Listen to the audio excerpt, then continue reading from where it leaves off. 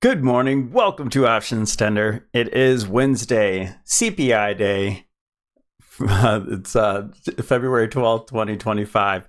So we're going to go through the daily time frame on a lot of these indices here, and then we'll check out some on the 65. And then I'll show you a little bonus Apple, a trade that we did in the Discord, one of the trade alerts. And I'll put this together to kind of show you how we're thinking about things. Now, whether you're bull or bear, nobody's winning here, unless you're a really good scalper. We're just chopping up in a range. We're waiting for a breakout. Break to the upside, great. Let's see what we can grab for calls. There are some potential setups for calls, and I'll probably use those as hedges for my puts. And, likewise, if you're in calls, you may want to consider some puts going into PPI tomorrow. And you never know. I don't know what the numbers are going to be. Didn't look at CPI today. Clearly, it was hot. Tweets and stuff like that we're mentioning. But the market reacts. I don't look at the number in particular until later on. I can put a story around it, for myself, but a storyline. But I just look at how the market reacts to these catalysts. Was Powell speaking, and maybe there was some sort of reaction to it. CPI numbers come out. Does it go up? The market go up or down? That's all that matters to me. So I'm a chartist, and I purely watch technicals. Okay, so enough blabbering. We are doing this video 11:55 a.m. Eastern Standard Time. Consider, if you want to get these intraday, consider becoming a YouTube member. It's 99 cents. Comes with the Discord trade alerts. Lots of action in the Discord. All right, so let's jump into it. We have ES on the daily time frame. Bearish rising wedge, broke down from it. In a bearish point of view, we're setting up lower highs and lower lows. Now, ES did not make a new high. Is that a clue that price action still is going to go higher to eke out this new high? Fine. You can think of it any way you like. I'm thinking of it in terms of ES, where we have a great resistance here at 61.20. Okay, we get above 61.20 and something else might be happening. All right, clearly holding up in this range. Every time we get up to these areas, we reject, and you can see clearly why it's a good resistance once support area. Once it broke down from there, huge move, and then fake break, resistance. So we want to get above this 61.20 and hold above there. SPX. SPX, we're looking at the 1929 top, the 2008 top, trend lines, excuse me, and we hit those twice, rejected off of them twice, okay? So in my mind, the only thing I'm thinking about is, does price action go up here? With PPI, it could have happened with CPI. It did not. We gapped down. Do we get a gap up for PPI and eke out a new high here? Okay, that's our one concern for protecting our portfolio. In order to get bullish for a swing, in my opinion, we have to get above these trend lines and hold above these trend lines. Maybe we get this nice big wave 3 above there, where all of these dogs, I'll show you Apple in a little bit, but Amazon could hold its trend line and go up for another leg. Nvidia could head higher, even though it really didn't have a pullback yet. Google's a dog. It's down and it's low, so this one has positive divergence, could head higher. Microsoft, we looked at this video, by the way, we looked at all these names yesterday in the individual analysis. Microsoft just got positive divergence, so these could be some good winners here if the market's going to be positive. Okay, And maybe these just lead up here before, kind of aligning everything together, and then they fall there. So the bears have to worry about names like Google, Microsoft, and Amazon. The bulls, on the other hand, if price action from, I know Tesla is just getting a bounce, but if it decides to go down for more targets, and Meta just fearless up there, if it comes down hard, if Apple breaks down from a bear flag, Nvidia breaks down, right now it's just backtesting.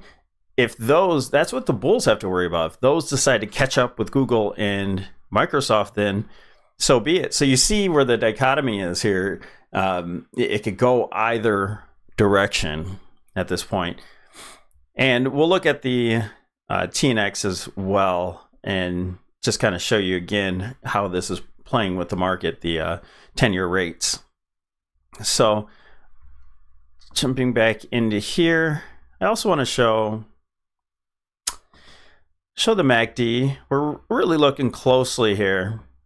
If this candle closes here or below, right at that EMA, right now we're getting this red histogram. It's really hard to see because the line is just now crossing. Now, when that happens, you get a confirmation of all those negative divergences that we've been talking about. You get that confirmation, and it's at a 0.014. That's negative. That box right here. And that means this histogram, and you can watch my MACD video if you need to know about the MACD. That means yellow leader line is finally getting across over that blue MACD line. That would be a bearish cross. That would be the confirmation of negative divergence. And that happens each time that there's a correction going here. You can go up and continue, and then you get that histogram cross.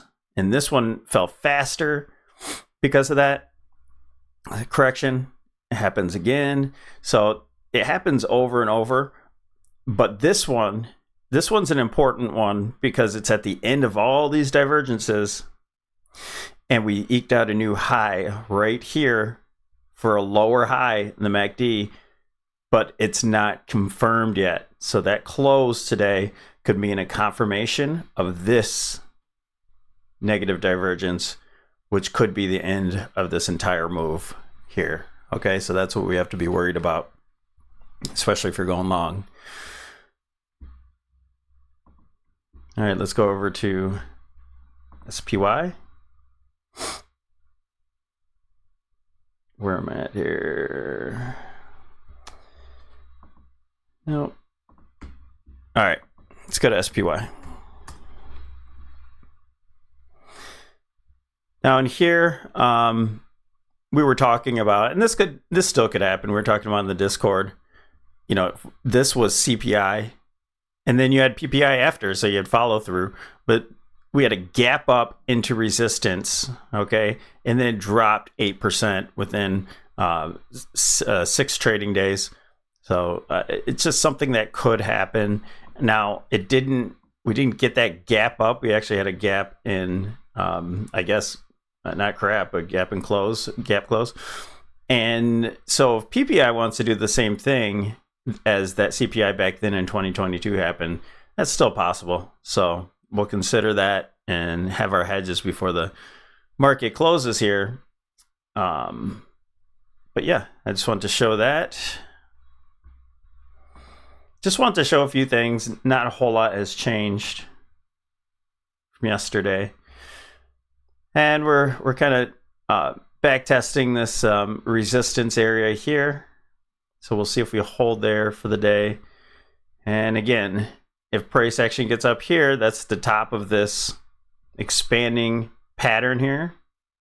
And then you got to get above that in order to have continuation. And for me to get above there, this would be some sort of wave 1, 2, and then a 1, 2 starting on wave 3 here. Okay, so you have your 1, 2 setup, wave 3 higher, and this would be the 1, 2, and wave 3 of 3. So it should be a pretty big move if this is to be bullish and to go for that last 5 wave move. Okay, so 1, 2, 3, 4, and 5 up to targets up to about 630 or so. I might have it on here. Not on this one. Yeah, there you go. Yep, 630 would be your targets up there, final target. And then you have one at about 618. All right, so time and price.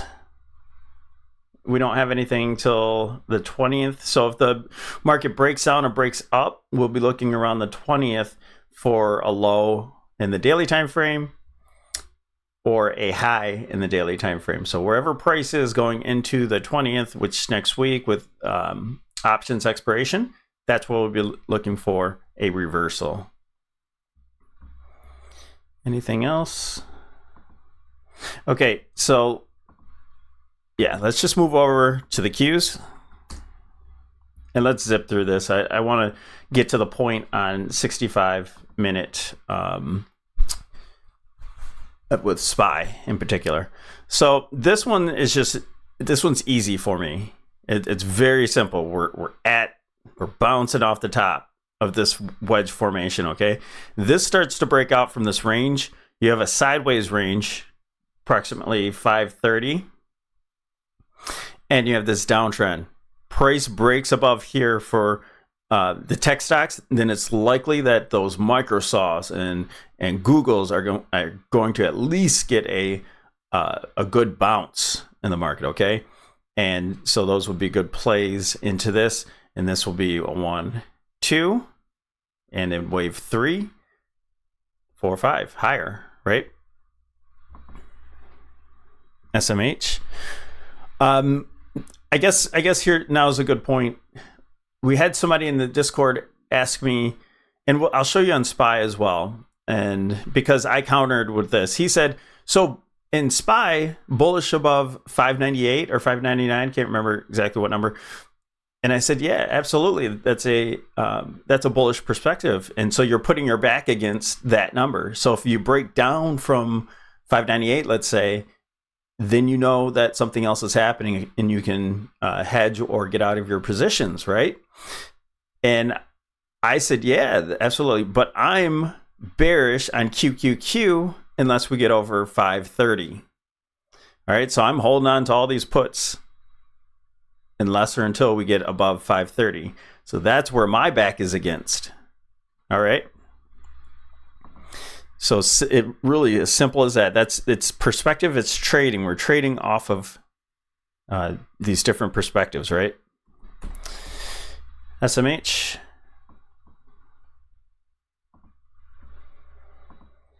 Daily time frame. You have this bear flag, and then you had this ending diagonal to end this ABC correction. And now we're just looking to see, is this correction done? We're back testing the bear flag, and we keep breaking down from it. Although you see we get above it, this is going to be a great resistance zone here. So if we break above 250, then we can retrace higher. And this maybe is an A, B, and we're getting some sort of C wave here. Do we actually go higher at that point? I'm not so sure. So, this is kind of telling me that the market is not going to those levels that I was talking about in a bullish situation. But we have to respect. What happened? Oh, it's just too thin. There we go. Okay. IWM. Now, this is a good time to talk about bonds. IWM starting to break back down from that trend line here. Keeps holding and holding, getting back above. So is this going to happen again? Possibly. Now, why is this so weak as opposed to tech being so strong, almost to a green day, right?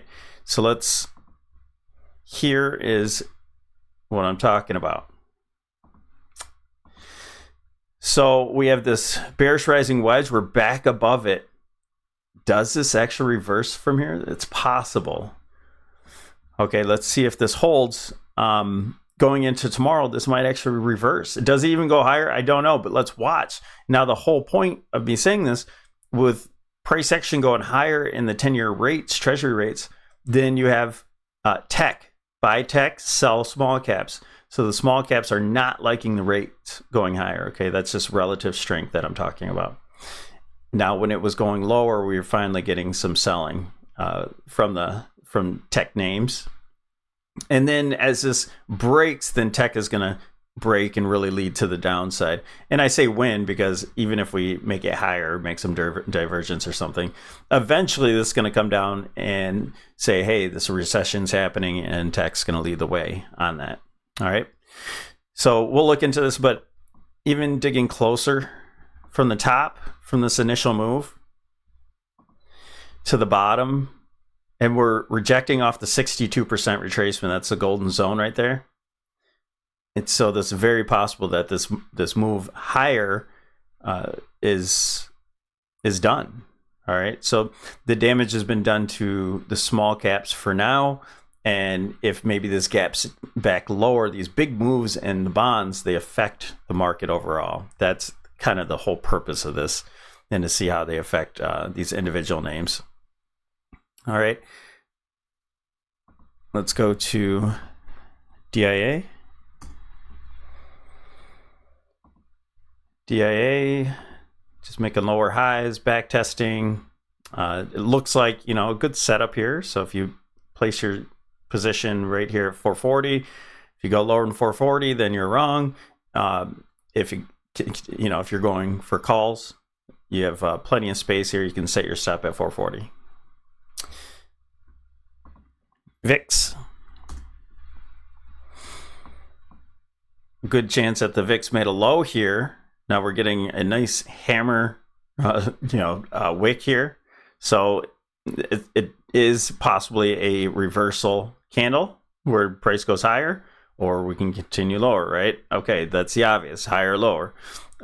This initial move here could just be back testing there and we go higher. I think that's the case, but we'll have to see if this starts to break 15 and continue. And continue lower, then clearly the market is starting to break out. Okay, so that's why we're watching it so well. Okay, now let's go to SPY. Well, let's go backwards here on the VIX. All right, so just so you get this perspective, we've been coming into this range, and we're just tightening up, coiling. So we're watching to see if this breaks down. Does this break down? Then that's a clue that the market is going higher. All right, and breaking out. But to me, we're just at the bottom of the range, and this is setting up to go higher at this point. All right. Simple as that. And again, as a trader, it's fine to be bearish. It's fine to be bullish. So what we're doing is we're locking in on price action. We have all these lines drawn, right? So this was a huge bull flag, broke out from it. Bearish rising wedge broke down. Widening wedge broke down. Bearish rising wedge broke down. Okay, now we're in this larger possible. You see this blue from the bottom top? So is this another flag, right? We have to look at it like that. Will this start to break out? This will be our first clue. If we start to break this downtrend, and you know what? As of today, this will be our second clue. All right. Our first clue now is this a 1-2 pattern, and this is a bull flag within the bull flag. Now we're talking. Okay, this is the first clue. If we get above 605, and remember in the last couple of videos, we talked about the 603 to 605 area. We talked about that being the resistance where in the monthly time frame that we always get a wick. We always get a wick back down, and the body never gets above 605, the body of the monthly time frame candles. So we know 605 is a big area. So now it's even bigger on the lower time frame. So we break out from 605, close this gap or gap above, And then our next level, our next buy signal would be this downtrend line about 607. All right. That would start to be a breakout here. Now, of course, we still have this channel, this wedge top here. So it's still not done. You still get a move here, and I know that would look like a three-wave move, but those are the major trend lines, and also the widening formation here.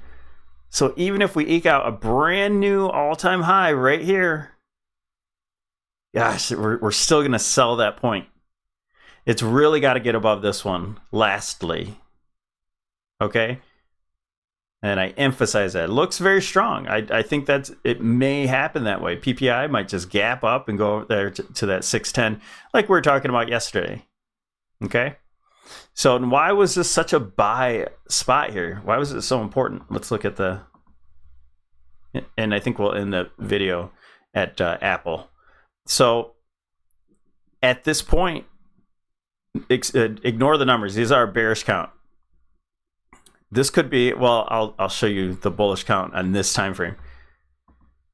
So this initial move could be a 1, and we had a flat pattern for a 2. That's right to the 50% retracement of this entire move. So if you're looking at this as a bull flag, inside of that bull flag, this is a 1-2 setup. Okay, so you're naturally going to get buyers in here.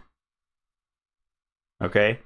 And if you bought here, good for you. Good for you, because now you have something to play against. That's what Shanmo, thanks for sharing your positions too. Shanmo 599, you bought here, right? So if it gets back below 599, you know when to get out.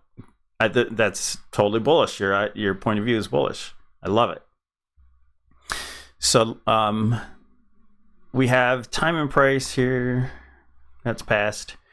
Another time and price tomorrow. No, this is today. So maybe we got a low in today.